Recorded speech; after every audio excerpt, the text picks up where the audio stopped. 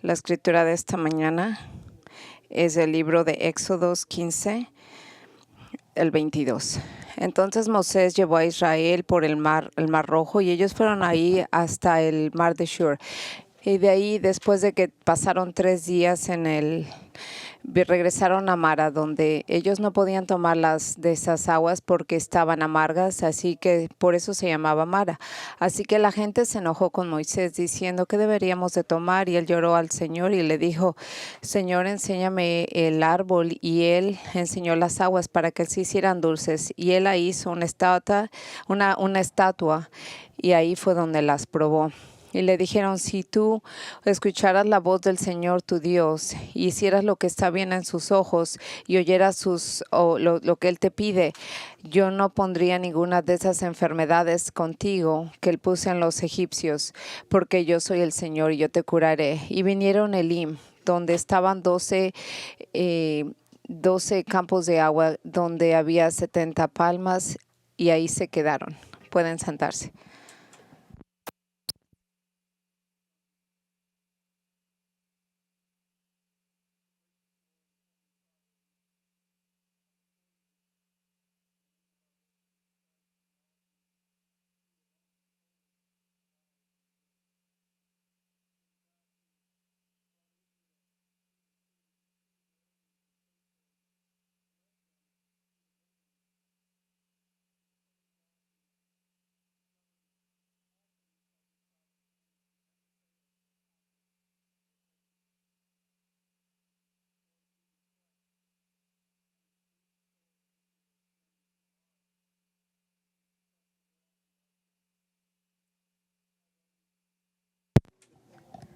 Perdón, Señor.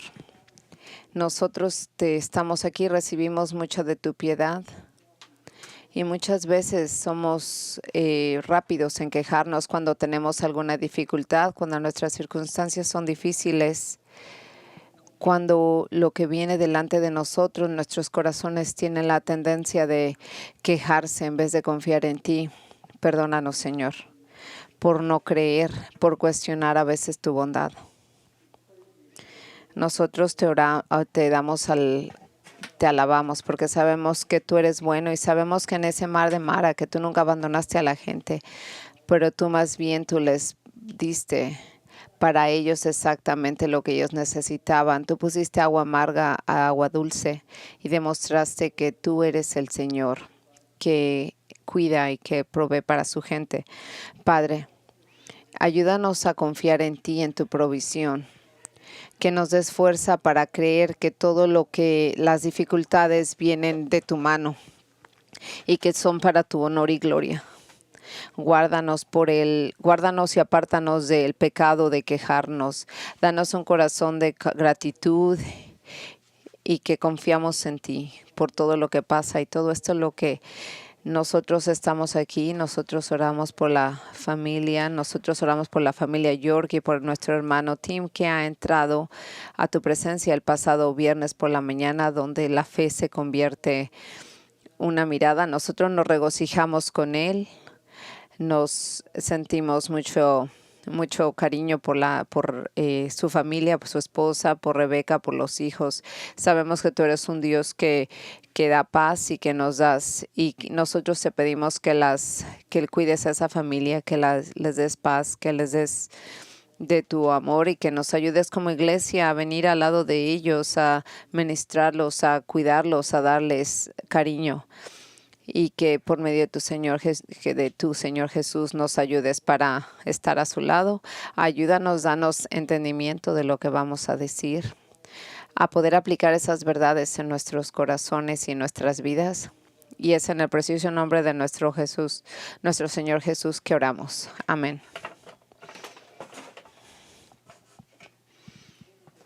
Abran su Biblia, si pueden ustedes, el libro de Ruth.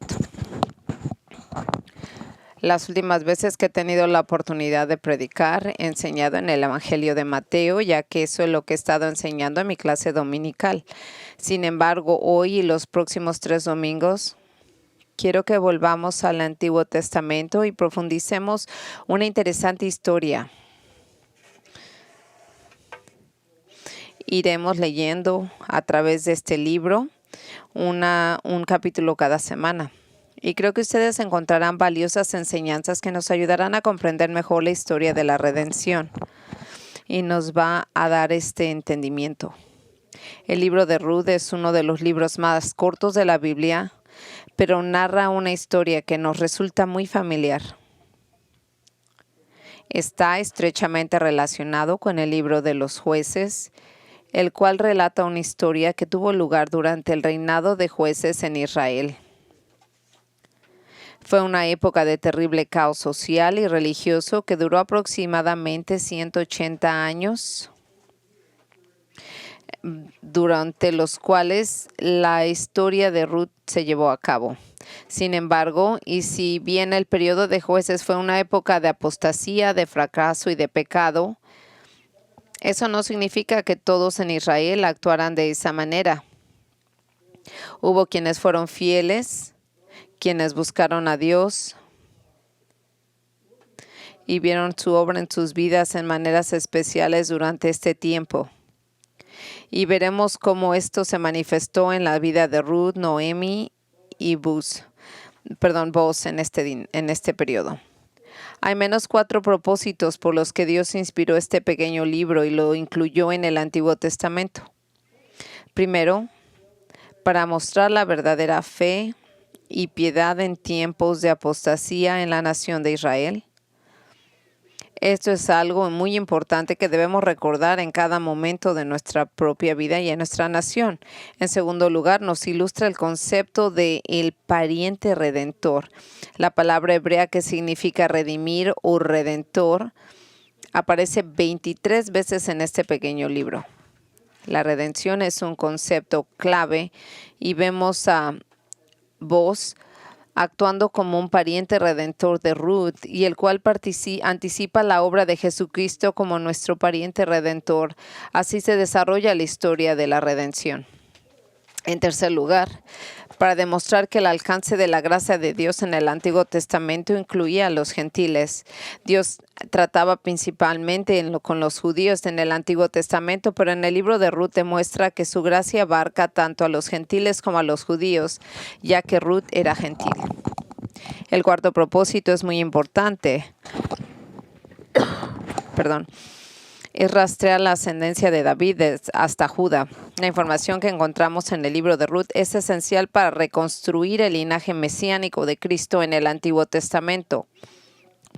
Para vincular a David con Judá y por lo tanto Cristo, el hijo de David, con Judá, necesitamos el libro de Ruth. De lo contrario, tendríamos una laguna en el rastreo del linaje mesiánico.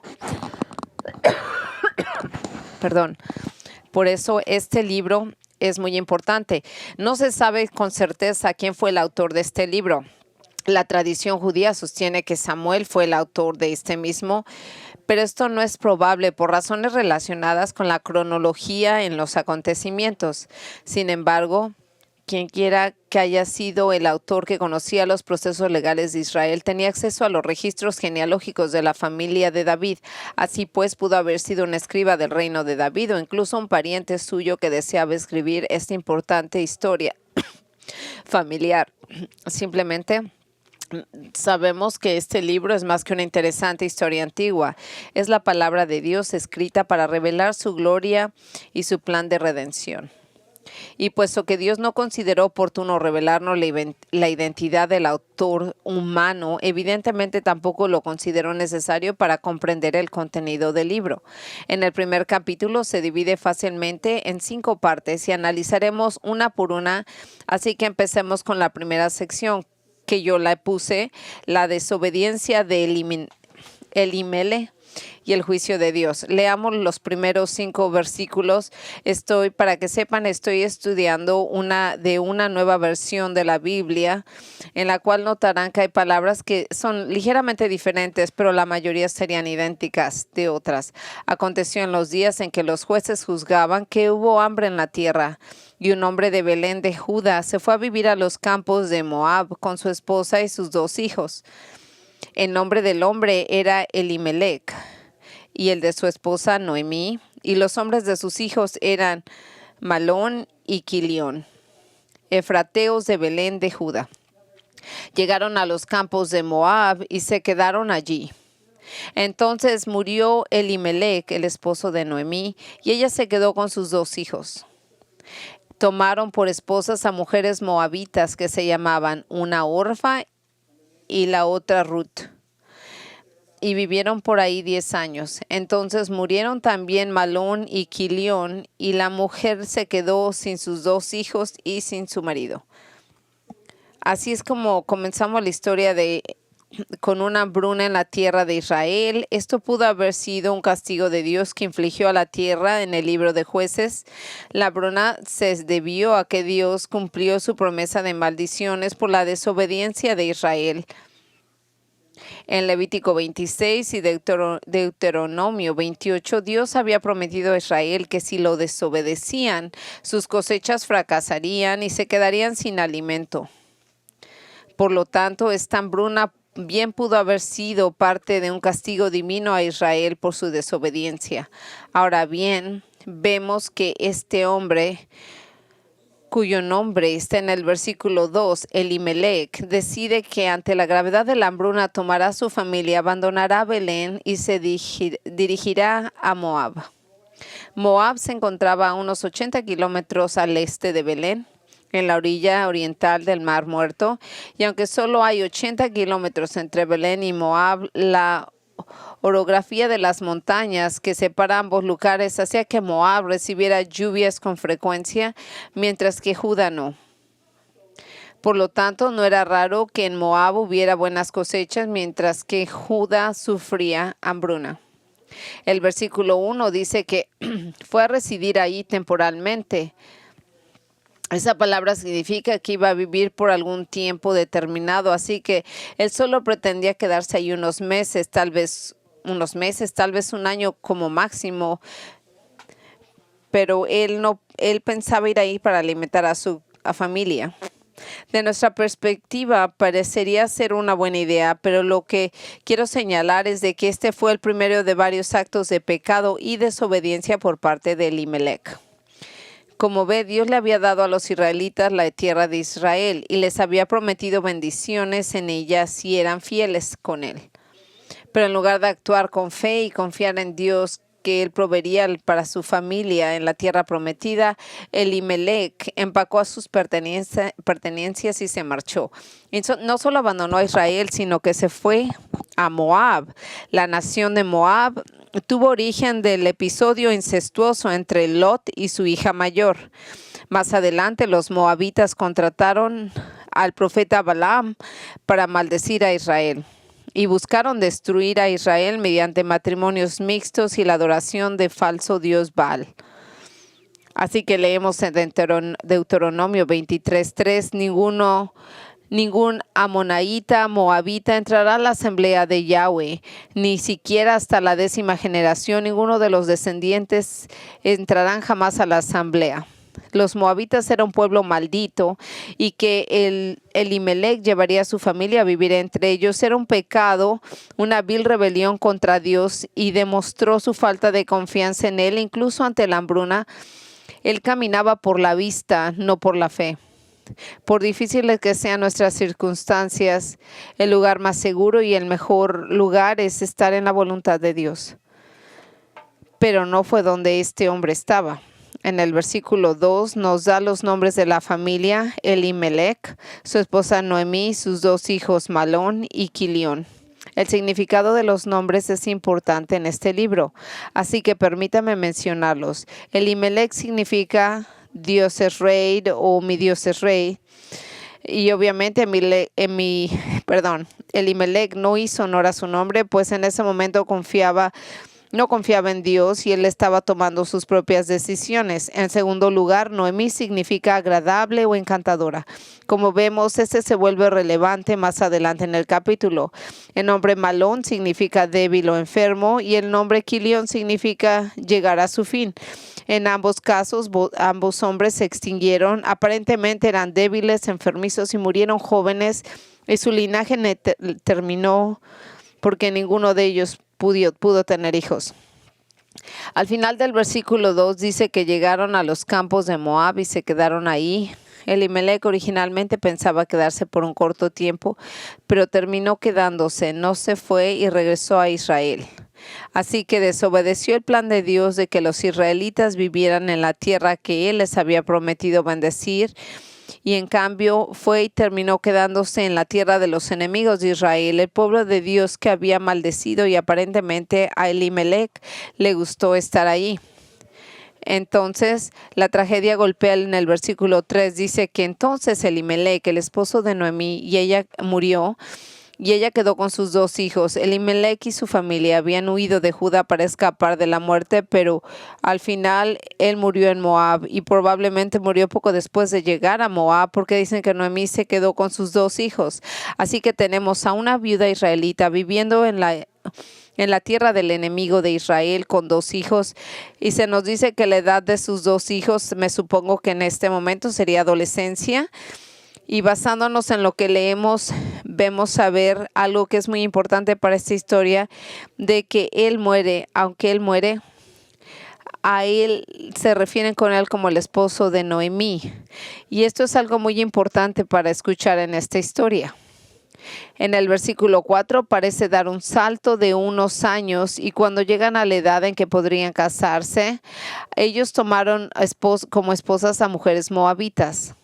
Ahora bien, aquí es donde nos topamos con otro problema, no necesariamente inesperado, pero se casan con mujeres moabitas. Al fin y al cabo, viven en la tierra de Moab, donde han residido durante bastantes años, así que las mujeres que conocían en su entorno eran moabitas. No podemos afirmar categóricamente que la muerte de Elimelec fue un castigo divino por haber quebrantado su pacto, pero sí podemos observar las repercusiones de su decisión, y aparentemente no inculcó a sus hijos ningún compromiso con la tierra y el pueblo judío, pues en lugar de regresar a Israel para casarse con una judía, continuaron viviendo en Moab y contrajeron matrimonio con mujeres moabitas. Y como puede ver en Deuteronomio 7:3, Dios prohibió a los israelitas contraer matrimonio con habitantes de Canaán. Moab se encontraba en la frontera de esa tierra. Tanto Esdras como Nehemías aplicaron la ley que prohibía el matrimonio mixto a las moabitas. La intención de Dios era que su pueblo permaneciera separado y distinto, y que se mantuviera esa identidad separada y distinta. El matrimonio mixto provocaría una ruptura de esa identidad, porque Dios advirtió que el siguiente paso sería que dejarían de adorarlo. En Deuteronomio 7:4, servirán a otros. Dice, porque se apartarán a tus hijos de seguirme y servirán a otros dioses, entonces se encenderá la ira de Jehová contra ti y te destruirá rápidamente. Así que Dios dice, no te cases con esas mujeres moabitas, porque desviarán tu corazón para que adores a otros dioses en lugar de mí. Como ve, los moabitas adoraban a los dioses falsos, Baal, y lo cual incluía hasta sacrificio de niños como parte de su culto. Por lo tanto, su religión era vil y malvada.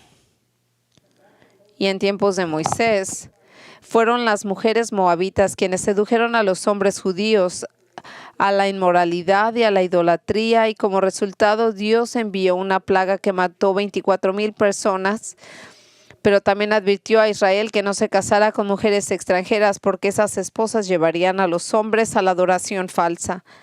Y eso fue exactamente lo que sucedió en el libro de Ruth 1.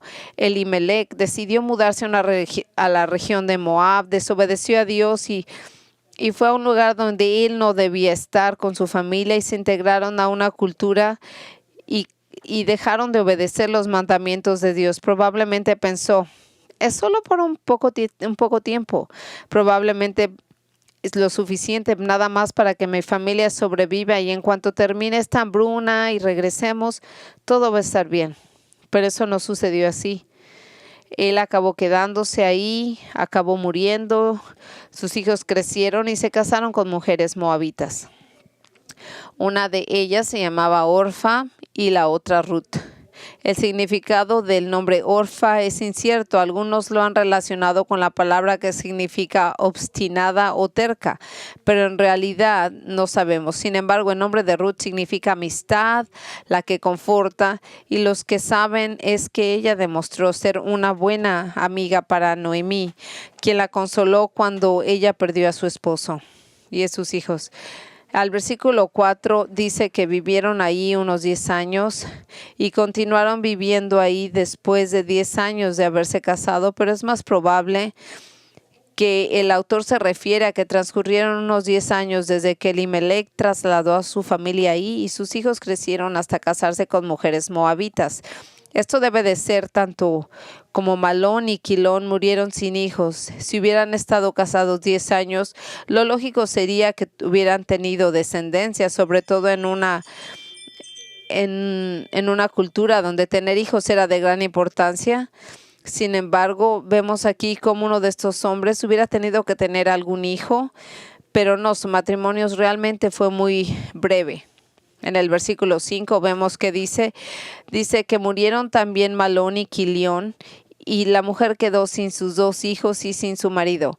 Ya he dicho que no podemos estar seguros de que la muerte de Elimelech fue un castigo divino por su desobediencia, pero cabe mencionar que a lo largo de la historia los rabinos judíos han interpretado la muerte de Elimelech y sus 2 hijos como un castigo divino por vivir en una tierra prohibida y haberse casado con mujeres con las que no debían.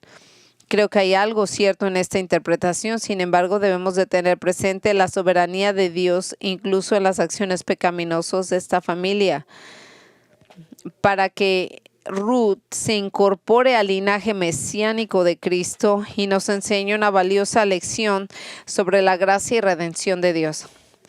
En cualquier caso, la tragedia se ha agravado. Recordemos que en los tiempos bíblicos, en esta situación, no había ninguna ayuda para Noemí, pues ella estaba fuera de la tierra de Israel, no tenía nada, era extranjera en Moab. Y no había nadie que la apoyara, estaba completamente desamparada, sin nadie a quien recurrir. Y la tragedia cuánto tiempo las personas podrían sobrevivir sin un esposo sería algo difícil, no tenía quien le proviera. Así que ella no tiene absolutamente nada. Su futuro se presenta totalmente sombrío y esto nos lleva a nuestro siguiente punto, que es el regreso de Noemí a Judá. El versículo 6 dice, entonces él se levantó con sus nueras y regresó a los campos de Moab, porque había oído que en los campos de Moab, que Yahweh había visitado a su pueblo para darles alimento. Noemí oye que hay comida en Israel, así que decide que no hay otra razón para quedarse en Moab. Entonces recoge todo lo que tiene para regresar a Belén. Al leer esto por primera vez parece que se pretendía que sus nueras la acompañaran, pero está claro que solo quería que la acompañaran hasta la frontera. Veamos más de esto en el versículo 8 y 13, porque la primera pista está aquí. Este versículo 6 está hablando del regreso y es un regreso en singular. Ella está planeando viajar sola a Judá. Y ahora vemos que ha oído que en la hambruna hay comida disponible. Así que nosotros vemos como en el versículo 7 salió ella al lugar donde estaba y sus 2 nueras con ella emprendieron el camino de regreso a la tierra de Judá. Así que estas 3 mujeres recogieron sus pocas pertenencias y se dirigieron a Judá. Y de nuevo vemos la gramática que indica que Noemí era quien partía, que sus nueras simplemente la acompañaban. Después de todo eran moabitas, así que no podían regresar a la tierra de Judá, porque en realidad ellas nunca habían estado ahí. Así que de todos modos era evidente que habían viajado un buen rato. Noemí decide que necesita plantear un asunto importante, así que sus 2 nueras deben de seguir viajando con ella. Veamos en el versículo 8, y Noemí le dijo a sus 2 nueras, vayan, regresen cada una a la casa de su madre. Y vea, ahí es muy obvio que Noemí se preocupa por estas 2 mujeres Y ella viene y le dice, si se fueran a Judá, ustedes tendrían un tiempo difícil, porque ellas serían viudas moabitas en Israel y era una situación muy difícil. La perspectiva del futuro sería muy sombría para ellas. Si se van a Belén con Noemí, ¿dónde van a encontrar maridos? No hay futuro para una viuda sin marido, sin familia, sin nadie que la cuide. Noemí les está diciendo, muchachas, se resignarían a una vida de absoluta pobreza si ustedes se quedan conmigo. Y añade, que Yahweh muestre misericordia con ustedes como ustedes lo han mostrado conmigo y con los muertos. La palabra traducida misericordia es una palabra fantástica del Antiguo Testamento. Es la palabra hebrea eser, que significa amor, bondad, benevolencia, inquebrantable. Es un amor leal, habla de gracia, amor, misericordia y lealtad en un solo término. Es la palabra que se usa con frecuencia en el Antiguo Testamento para referirse a la bondad amorosa de Dios y su fidelidad a su pacto. Y aquí Noemí dice que estas mujeres le demostraron amor, lealtad a ella y sus hijos mientras vivieron, y ahora desea que Dios le corresponda, bendiciéndolas y tratándolas con amor y fidelidad. Cabe destacar que Noemí le pidió a Yahweh que hiciera esto por ellas, no a Baal y a Chemos, como moabitas. Para ellos eran esos sus dioses de Orfa y de Ruth.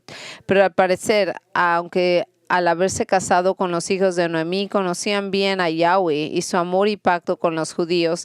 Por lo tanto, en lugar de bendecirlas con el nombre de esos dioses falsos, Noemí invoca el nombre de Yahweh, que está en la bendición sobre Orfa y Ruth. Ahora bien, a primera vista esto suena como si Naomi tuviera una fe profunda en Yahweh. Sin embargo, como vemos más adelante, titubea respecto haciendo un guiño de dioses falsos de los moabitas en el versículo y no expresa la gratitud por el trato de Yahweh que ha tenido con ella en esos versículos.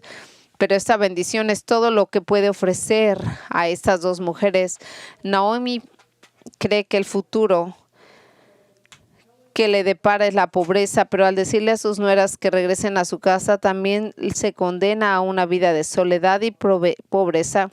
Sin embargo, se preocupa por el bienestar de sus nueras.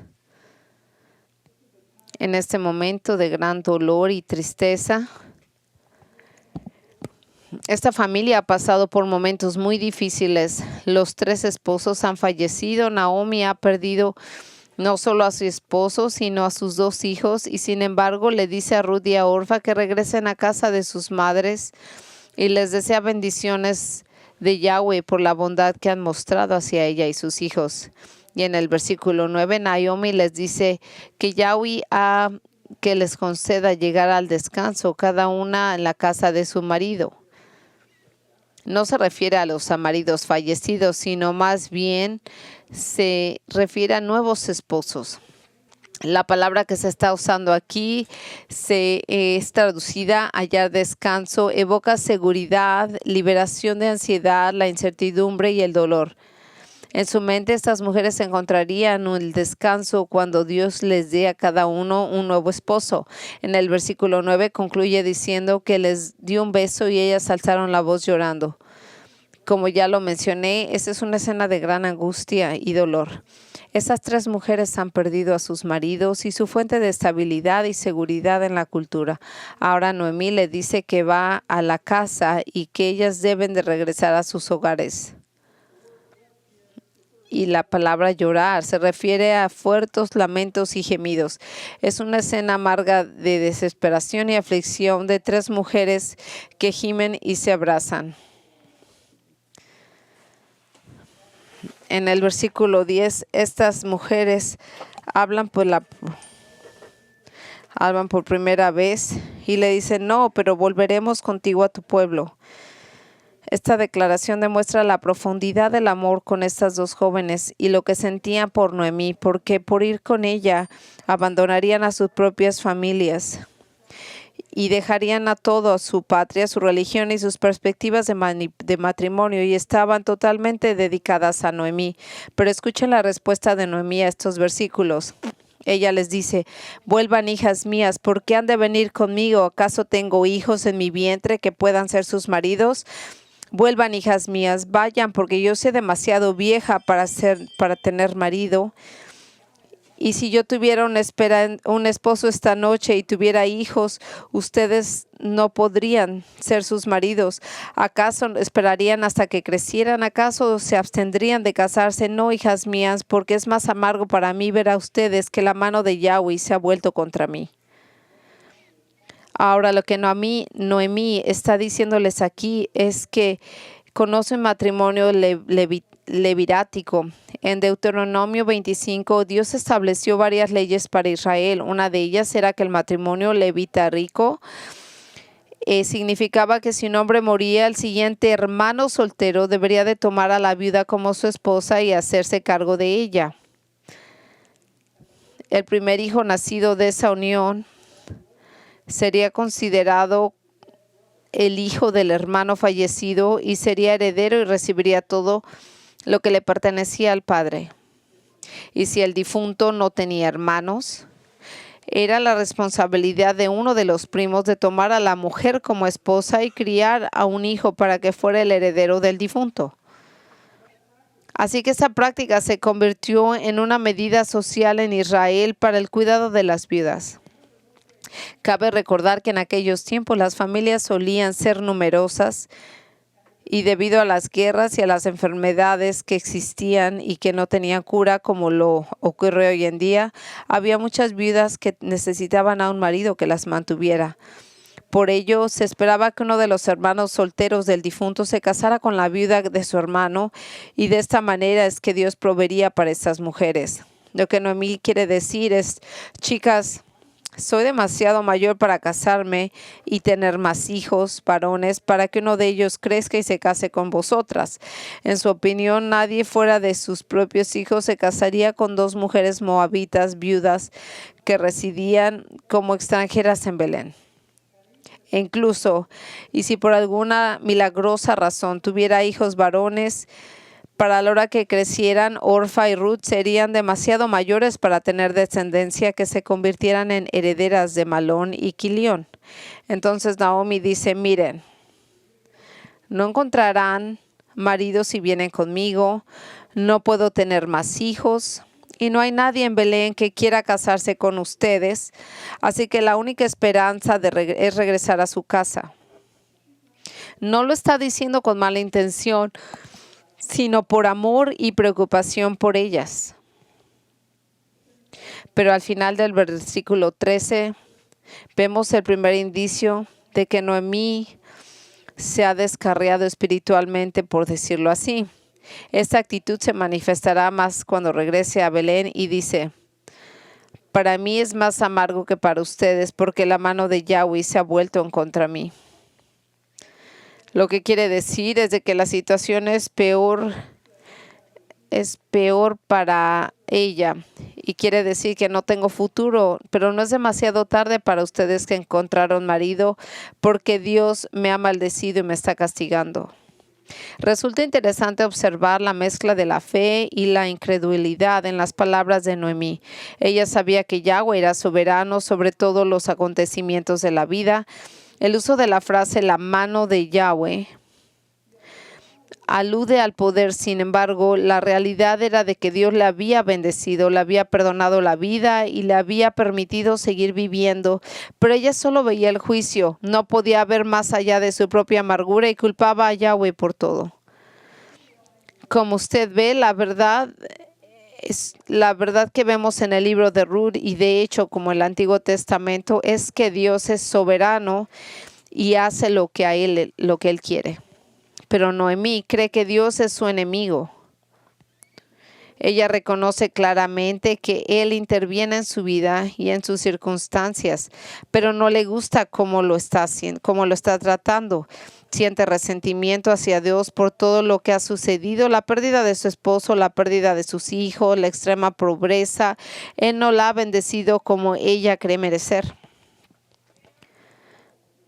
Todos nosotros conocemos a alguien como Noemí. Quizás algunas veces nosotros nos hemos comportado como ella en algún momento. Sabemos que Dios es soberano sobre todo en nuestras vidas, pero no nos gusta cómo ha decidido ejercer su soberanía.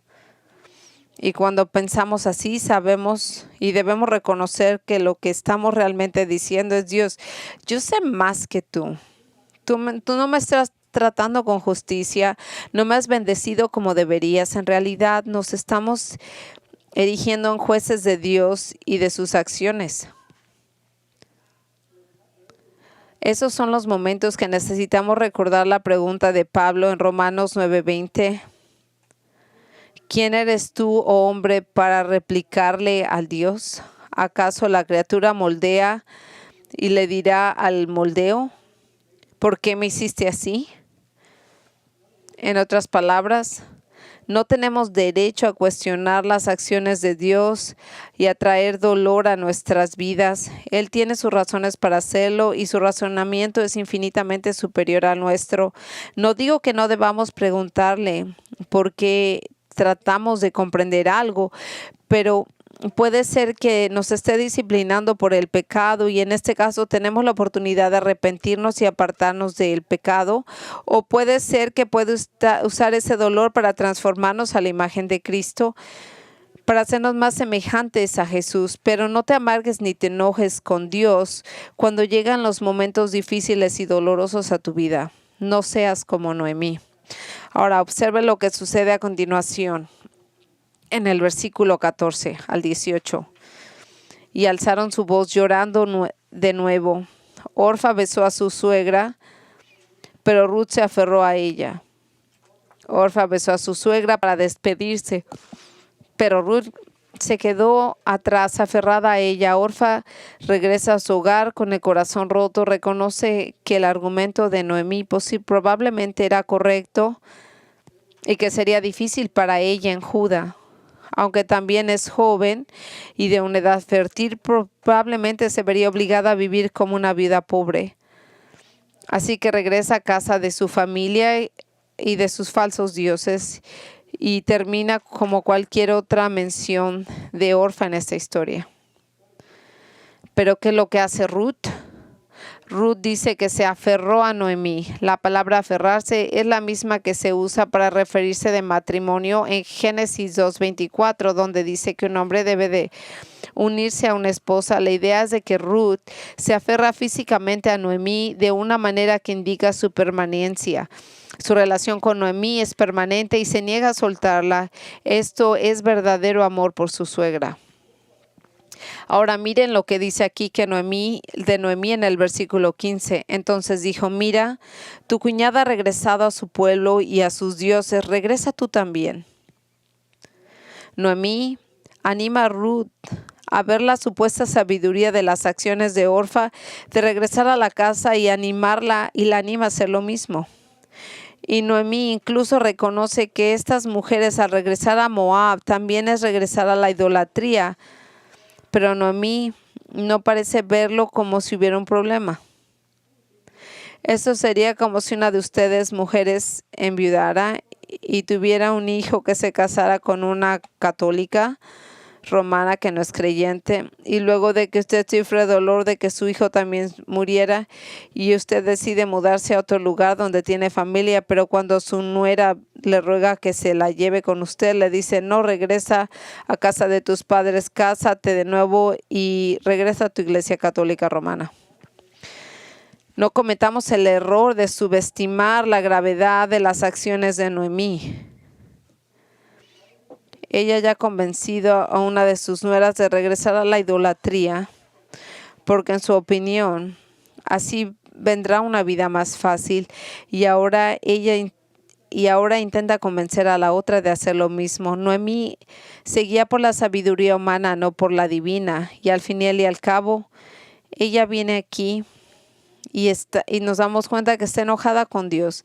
Así que en lugar de confiar en Él y lo que hará lo correcto para ella y sus nueras, intenta enviarlas de vuelta a la idolatría de Moab, porque ahí tendrán una vida más placentera. Contrariamente, a lo que algunos han enseñado, no considero que Noemí era un modelo a seguir para mujeres cristianas, al menos no en este punto de la historia. Pero fíjense la respuesta de Ruth en los versículos 16 y 17. Dos de los versículos más grandiosos del Antiguo Testamento. Pero Ruth dijo: no me presiones para que te abandone, porque donde quiera que tú vayas, iré yo; a donde quiera que tú vivas, viviré yo. Tu pueblo será mi pueblo, tu Dios será mi Dios. Y donde tú mueras, moriré yo. Ahí seré sepultada. Que Jehová me castigue aún más si algo que no sea la muerte nos separa. Ruth le dice a Noemí: deja de insistir que te abandone, no voy a regresar. Estoy comprometida contigo. Para Ruth, regresar no es una opción. Comprendía la magnitud de su compromiso. Ella le daba la espalda al pueblo y adoptaba al pueblo de Noemí como propio. Renunciaba a los dioses falsos de Moab y se volvía a Yahweh. Ella estaba dispuesta a romper definitivamente con su vida anterior y su decisión era total y completa. Su decisión estaba completa y ella no hacía ningún compromiso condicional. No decía: bueno, déjame ir contigo a ver qué tal nos va, y si las cosas salen mal, siempre puedo regresar a mi casa. No, ella prometía ir a donde fuera Noemí, vivir donde ella viviera, morir donde ella muriera. Incluso juró por Yahweh que jamás la abandonaría, salvo que la muerte la separara. El compromiso de Ruth no tenía condiciones de ningún tipo, era incondicional, sin importar de lo que deparara el futuro, sin importar cuán sombrío fuera o pudiera llegar a ser, sin importar que por lo que hubiera dos viudas desamparadas en la tierra de Judá, y que ella había prometido quedarse donde estaba Noemí y que sería sepultada donde fuera sepultada Noemí. Y así que después de muchos años desde la muerte de Noemí, ella esperó su propia muerte para ser enterrada con ella. Ruth no pensaba: bueno, me voy a quedar hasta que se muera la anciana y luego regresaré a Moab, donde tengo a mi familia, y tal vez podría estar suficientemente joven para volverme a casar. No. Ella está completamente abandonando a Moab, a su familia, a su falsa religión, a favor de Israel, Noemí y Yahweh. Así que el compromiso de Ruth era darle la espalda a todo de su vida antigua. Lo que vemos aquí es la primera señal de que Ruth ha depositado su fe en el Dios verdadero, el Dios de Israel, incluso cuando le costaba todo. Lo más irónico de esta escena es de que Ruth, la moabita, quien ejercitó su fe en Yahweh, mientras que Noemí, la israelita, que vivía de sus propios ojos. Ruth confió en Dios y obedeció el pacto mosaico, pero Noemí no. En el versículo 18 nos dice que entonces era que ella estaba determinada a ir con ella, y dijo no más. Noemí se dejó convencer para volver a la casa, así que finalmente se calla. Es más, Ruth se ha traído el juicio de Yahweh sobre sí misma, y si no cumple su promesa, así que realmente no hay nada más que Noemí pueda decir. Piense todas las circunstancias que pudieron haber hecho que Ruth desistiera de la idea de acompañar a Noemí. En primer lugar, Ruth había presenciado y vivido las tragedias de la vida de Noemí. Obviamente debió haberla visto expresar su fe en Yahweh cuando las cosas iban bien. Pero ahora parecía que todo se había vuelto en contra de Noemí, tanto que dice: la mano de Yahweh se ha vuelto contra mí. Y ciertamente así fue. Su esposo y sus 2 hijos habían muerto, y ahora no había esposo ni nada más que pobreza. Ruth había presenciado y vivido todo aquello. Y en segundo lugar, Noemí le había dicho que la calculara los gastos y volviera a su casa. Incluso había intentado de desanimarla en su fe y en su compromiso. En tercer lugar, su cuñada había regresado a casa. Esto debió haber sido un duro golpe. Ya saben, solo eran 3 mujeres. Y ahora que la cuñada ha decidido volver, uno podría pensar que esto habría provocado cierta indecisión en Ruth. Pero no es así. Ella tiene a Noemí, que es una mujer mucho más mayor y no tiene ningún otro familiar con quien compartir lo que venga. Él va a ir al país de Noemí y será una extranjera, será una forastera. Y es dentro de ese marco que Ruth, que hace su declaración de su compromiso con Noemí y Yahweh. Esto demuestra una fe, un compromiso inquebrantables. Piénselo. Ruth acaba de hacer un compromiso firme con Dios, que ordenó la muerte de Elimelech, la de Malón y la de Quilión, y que dejó a sus viudas en la pobreza. Sin embargo, expresa su comportamiento inquebrantable con él. Ese es el Dios al que Ruth está dispuesta a comprometerse y que cree que a pesar de todas las dificultades y las tragedias, en él confiará. Así vemos aquí la otra obra soberana de Dios en la vida de Ruth, atrayéndola hacia él. A pesar de todo lo que había sufrido, en el lugar de ser una mujer quejumbrosa, resentida o amargada como Noemí, ella era una mujer que se compromete al Dios de Noemí. En Mateo 16:24 vemos lo que Jesús le dijo a sus discípulos: si alguno quiere venir a pos de mí, niéguese a sí mismo, tome su cruz y sígame, porque el que quiera salvar su vida la perderá, y el que pierda su vida por mi causa la hallará. Siempre que Cristo pide un compromiso con él, se trata del mismo tipo de compromiso incondicional que vemos en Ruth. Eso es lo que Cristo plantea cuando desafía a las personas a considerar el costo. Así que Ruth para nosotros es una figura de tipo de compromiso que Jesús exige a quienes seguirán su verdadero camino. Todos debemos de ser como Ruth. Recuerde, cuando ella vino y hizo ese compromiso, no había el libro de Ruth para saber lo que iba a pasar y cómo acabaría la historia. Ella estaba estancada en el primer capítulo sin saber si sus circunstancias cambiarían, mejorarían de algún modo. Pero eso no impidió ni alteró su compromiso con Noemí y con Yahweh. Pero a diferencia de Ruth, ahora llegamos a este siguiente punto en el versículo 19. Hablamos de la amargura de Noemí. Fíjense en el versículo 19, entonces ambos siguieron hasta los detalles de Belén. El escritor hace avanzar rápidamente la historia, omitiendo todos los detalles de su viaje, limitándose a comentar cómo llegaron a Belén. Él nos dice: y sucedió que cuando llegaron a Belén, toda la ciudad se conmovió con su presencia, y las mujeres decían: ¿es esta Noemí? Se nos dice que llegaron a la ciudad y su presencia causó gran revuelo. La palabra conmovió significa hacer ruido o murmurar. La idea aquí es de que un bullicio ruidoso del asombro desconcertado, mientras que todos los que estaban vinieron de la ciudad comentaban quiénes eran ellas. Al final del versículo señala que fueron las mujeres quienes preguntaron: ¿es esta Noemí?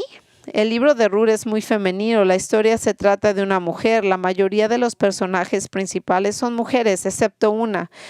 Y son precisamente las mujeres del pueblo quienes comentan entre sí quiénes son las recién llegadas. Los hombres probablemente estaban en el campo cosechando la cebada.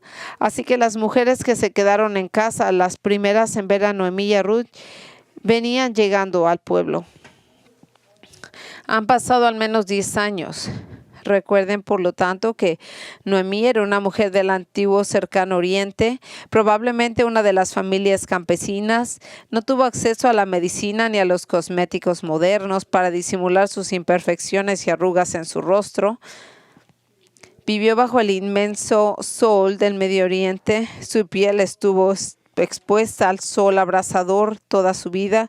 Su cabello probablemente se había vuelto mucho más gris que cuando dejó Judá, y acababa de atravesar una etapa muy emotiva en su vida. Así que estoy segura de que todo esto se llevó al lugar y su apariencia física no era muy buena. Y la gente se preguntaba, ¿esta es Noemí? Pero al menos parece ser que algunos sí la reconocen y dicen, ¿eres Noemí? Y ella dijo, no me llames Noemí, llámame Mara, porque el Todopoderoso me ha tratado con mucha amargura. Ahora bien, como dijimos al principio, los hombres son importantes en este libro y le dije que Noemí significaba encantadora, hermosa o agradable, pero Mara significa amargura. Aquí, así que en efecto esas mujeres preguntaban, ¿esta es la hermosa Noemí? Lo que ella le responde con desdén, ¿hermosa? Nada más lejos de la verdad. No me llamen así, llámenme amarga, porque Dios me ha tratado con mucha amargura. Así que algunos comentaristas han intentado justificar las palabras de Noemí como una simple explicación del juicio divino sobre ella, argumentando que no reflejan la actitud interior. Sin embargo, el hecho de que ella adoptara un nuevo nombre era significativo. El hecho de que Noemí se refiriera a sí misma con el nuevo nombre, que va más allá de un simple reflejo del trato de Dios que le había dado, era también una forma de explicar y su carácter era un modo de pensar. Así que el nombre que ella eligió tenía un significado muy especial entre las mujeres judías que la escuchaban, que en lo que vemos en Éxodo 15, donde pocos días después de que el Señor los librara milagrosamente del Mar Rojo, los israelitas comenzaron a buscar el agua y a quejarse de su situación. Y vimos en el 15:23, dice que llegaron a Mara porque no pudieron beber las aguas del Mara porque eran amargas. Y esto es lo que significa Mara. Y ese fue el nombre que Noemí recurre en la historia israelita y se apropia de ese nombre. Es una mujer amargada porque dice que Dios la ha tratado con amargura. Y en su mente Dios no la ha tratado con justicia. Las pruebas de la vida no le han dado mucho mejor, sino que ha culpado a Dios por ello.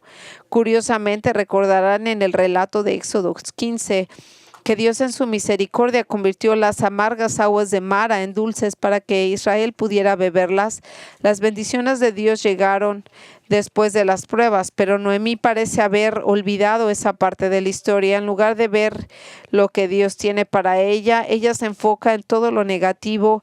Ella solamente se fija en los aspectos negativos de esos 10 últimos años.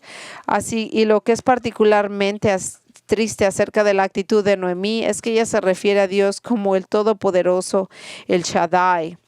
Y si Dios es verdaderamente todopoderoso, lo cual es cierto, y ella reconoce, entonces lo que está diciendo es que Dios es todopoderoso, pero ha demostrado su poder destruyendo mi vida. Noemí está difamando el poder de Dios al atribuirle a sus acciones el daño que le han causado y que la han privado de bendiciones. Mire cómo continúa sus palabras acerca del carácter de Dios en el versículo 21. Salí llena, pero el Señor me ha hecho volver con las manos vacías. ¿Por qué me llamas Noemí? El Señor ha respondido contra mí y Todopoderoso me ha traído calamidad. Ahora, es muy claro aquí en este versículo que Noemí comprende que el Señor tiene el control de su vida, reconoce que todo lo que ha sucedido proviene de la mano de Él y no le gusta. Ella dice, salí llena, es decir, con esposo e hijos, pero Yahweh me ha regresado con las manos vacías. Y una vez dice que fue el Señor el que la trajo a su tierra. Y en vez de que ella esté agradecida, la ha traído por traerla sana y salva. Él se queja de su situación. Aparentemente ha pasado por alto y por completo que Dios le ha preservado la vida y le ha dado la oportunidad de regresar a salvo a su tierra natal y le ha dado una nuera que se ha comprometido a apoyarla y ayudarla durante el resto de su vida. Así que no está con las manos vacías. Pero ella no está pensando en esto. Es muy importante en estas grandes lecciones que entendamos algo. Recuerde lo que hizo Job y lo que le dijo su esposa después de que lo perdió todo. Él hizo una pregunta a la esposa: ¿aceptemos lo bueno de Dios y no lo malo? Esto es Job 2:10. Creo que a menudo perdemos el impacto de nuestras vidas y nuestro testimonio, nuestros hijos y otros creyentes debido a la forma en que manejamos la adversidad. Nuestra reacción y respuesta hacia la adversidad revela a los demás, en particular a nuestros hijos, lo que pensamos y creemos de Dios. Si nos quejamos y refunfuñamos con la adversidad en nuestras vidas, esto demuestra que no estamos dispuestos a aceptar lo que Dios considera mejor para nosotros. Por lo tanto, cuando Dios no nos da lo que nos gusta o nos da algo que no nos gusta, cuando provee algo diferente de lo que queríamos, nosotros fácilmente podemos amargarnos contra Él. Finalmente, llegamos al versículo que sumariza este capítulo, la misericordia de Dios. Aquí dice: así que Noemí regresó con ella Ruth, la moabita, su nuera, la que había regresado de los campos de Moab. Llegaron a Belén al comienzo de la cosecha de cebada. Aquí tenemos el resumen de la misericordia de Dios hacia Noemí. En primer lugar, el hecho de que pudiera estar de vuelta a Israel era una clara señal de que el Dios mantuvo misericordia y compasión de ella, independientemente de su perspectiva en ese momento, a pesar del dolor que le causó la infidelidad de su esposo y su pacto. Ella se da cuenta que regresa aquí con su nuera. Y viene y se da cuenta que Ruth, la moabita, la acompaña, y es muy interesante que ella la siga porque la regresa al porque no regresó de los campos de Moab, cuando Ruth nunca había estado en Judá, porque diría entonces que regresó. Creo que esto se debe a que ella y Noemí aún estaban en Moab. Ruth se comprometió de corazón con la tierra, el pueblo y el Dios de Israel. Y ella también se convirtió en una parte del pueblo de Dios, regresando a la tierra, al igual que las generaciones después. Otros israelitas nacidos en el cautiverio de esas tierras regresarían a ella, aunque nunca había estado allí. Por ser parte del pueblo de Dios, la Escritura dice que regresaron a la tierra. Así pues, Ruth se convirtió en parte del pueblo de Dios al comprometerse con Yahweh, así que ella regresa a la tierra prometida. El tercer recordatorio de la misericordia de Dios hacia Noemí y Ruth es que llegaron a Belén, el comienzo de la cosecha de cebada. Esto habría sido finales de abril y regresaron a Belén, que significaba la casa del pan. Junto cuando había grano para hacer pan, Dios estaba proveyendo para su supervivencia, aunque Noemí no lo comprendía en ese momento. Dios estaba bendiciendo en unos días. Su actitud mejoraría mucho más y estaría llena de fe más que de amargura, pero esto se narra en 2 capítulos. Hay unas lecciones que aprender. ¿Qué aprendemos de ellas? Primero que nada, que Dios es soberano tanto en las calamidades naturales como en las bendiciones. El versículo 6 dice: Yahweh visitó a su pueblo para darles alimentos, lo que significa que Él fue quien se le había negado el alimento durante las hambrunas, pero ahora trajo, reconociendo así su soberanía de lo que llamamos desastres naturales, calamidades, hambrunas y eventos similares. En segundo lugar, también nos dice que Dios es soberano en las dificultades y tragedias personales. En el versículo 13, Noemí dice que la mano del Señor se ha vuelto contra mí. Y aunque ella se quejaba, también reconocía que Dios fue quien soberanamente causó la muerte de su esposo e hijos. Y ahí pues vemos que es soberano en las dificultades y tragedias personales. Y vemos que es una lección difícil que aprender, pero es cierta, y absolutamente nada nos sucede sin que pase por la autorización soberana de nuestro Señor. Consideremos lo siguiente. Si el esposo de Ruth no hubiera muerto, ella no habría simplemente sido ella habría sido una esposa moabita que adoraría a un Dios falso y habría pasado la eternidad en el infierno. Y de haber sido así, para nosotros no había más que un hombre histórico y una historia trágica, muy parecida a la de Orfa, pero Dios en su soberanía provocó la muerte de su esposo, la llevó en la fe en Yahweh y llegó y condujo a la condujo a Israel, donde conocería vos el pariente redentor que se casará con ella y se convertirá en una de las antepasadas del rey David y de Jesucristo. Y la verdadera fe se pone cuando las dificultades no nos desaniman ni nos hacen retroceder, a pesar de todas las dificultades que habían atravesado y las que aún podían enfrentar. Vemos cómo Ruth se compromete a Yahweh y las enormes dificultades de la vida no obstaculizan su fe ni su compromiso con Dios. Las personas deberían de considerar el costo antes de comprometerse con la fe. En Lucas 14, dice lo siguiente: si alguno viene a mí, no aborrece a su padre y a su madre, a su mujer, a sus hijos, a sus hermanos o hermanas, incluso a su propia vida, no puede ser mi discípulo. El que no carga su cruz y me sigue, no puede ser mi discípulo. Y concluye diciendo en el versículo 33, así pues, si ninguno de vosotros puede ser mi discípulo, si no renuncia a todo lo que posee. En otras palabras, usted debe de renunciar a todo para seguir a Cristo. Pero hoy en día la gente prefiere facilitar las cosas, porque nadie quiere desanimar a nadie. Sin embargo, cuando venimos a estudiar las Escrituras, tanto del Antiguo como del Nuevo Testamento, descubrimos que Dios pone límites porque no acepta a quienes no están dispuestos a comprometerse con Él sin reserva. Es importante considerar las consecuencias antes de comprometerse a seguir a Jesucristo, a presentar el Evangelio. Hay que hacerlo con veracidad y honestidad.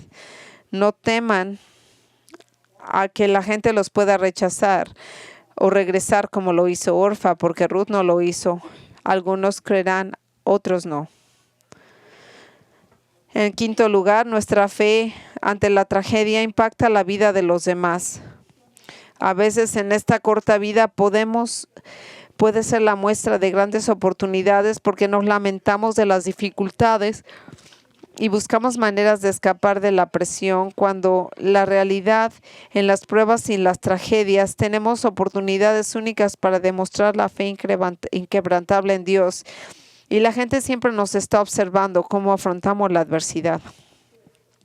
En sexto lugar, la verdadera fe es incondicional. En el versículo 17, Ruth básicamente está diciendo, estoy contigo hasta la muerte, permaneceré contigo y Yahweh hasta la muerte. La verdadera fe es incondicional. Ruth no puso condiciones al compromiso. En séptimo lugar, el Todopoderoso trae amargura y aflicción a sus hijos. Esto es en el versículo 20 a 21. Noemí reconoció que el Shaddai, quien trajo la amargura, la aflicción a su vida, y el problema radicaba es cómo ella reaccionó. Lo que debemos hacer es confiar en Él, en el Todopoderoso.